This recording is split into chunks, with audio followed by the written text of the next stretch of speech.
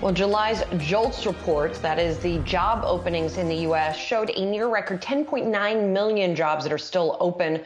And of course, we know hiring has not been up to snuff, as evidenced by the Labor Department's jobs numbers. Our next guest is trying to help fix that issue, matching folks in the right jobs. Peter Quigley is the CEO of Kelly Services, the staffing company. Peter, thanks for being here. One of the solutions that you all have come up with is trying to get people with minor criminal records back out into the workforce. And according to your numbers, there are quite a few people out there, 70 million, you say, although some of those folks most certainly are already working. But if we can get more of them out in the workforce, you say, that would help matters. How do you go about doing that? Well, thanks, Julie. It's great to be with you. There's no doubt that we have a labor shortage.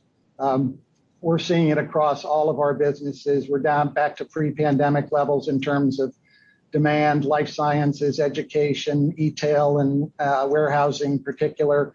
And the fact is, employers can attract and retain more people if they would look to that often overlooked and untapped part of our labor market, which, as you mentioned, is at 70 million Americans that have some form of blemish on their criminal record. That 70 million represents 33% of adult age Americans. And so that's why we launched a program we call Kelly 33, which is designed to help companies figure out ways to tap into this very motivated and often overlooked part of our labor market. And it's not just talk, it actually works. One of the leading companies in this area is Toyota.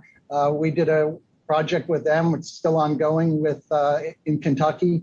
And Toyota took a second chance initiative and was able to increase its talent pool by 20%, increase its diversity by almost 10%, and improved its retention by 70%. Because, Julie, these second chance workers are thankful, they're reliable, and they're loyal.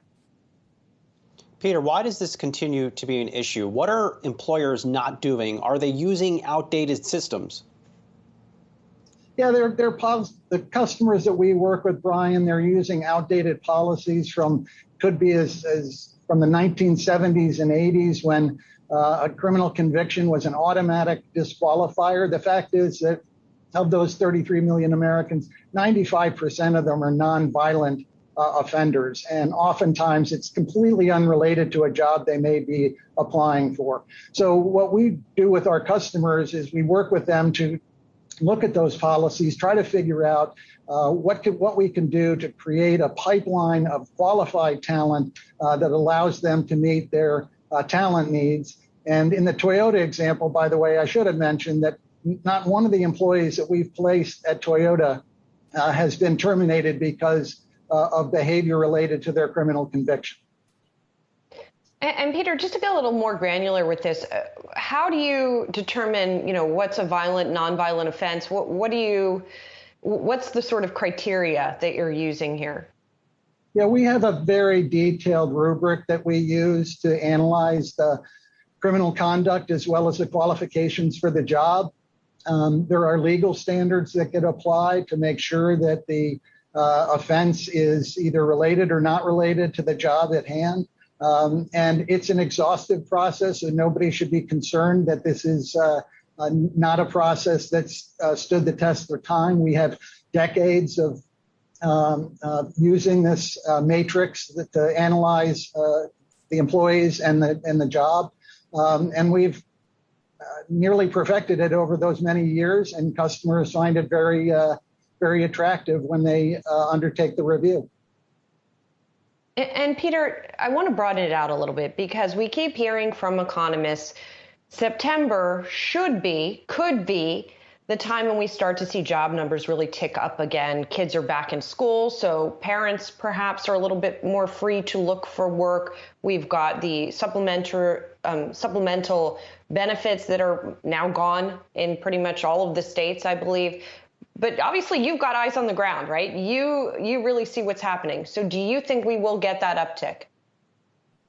Well, I think it's optimistic, to be candid. The fact is that there are a lot of open jobs, but there are not a lot of jobs open that people want. The fact is that talent's priorities have changed in the last 18 months, and our research shows that 1 in 5 employers don't really know what an employee is looking for in the post-COVID environment.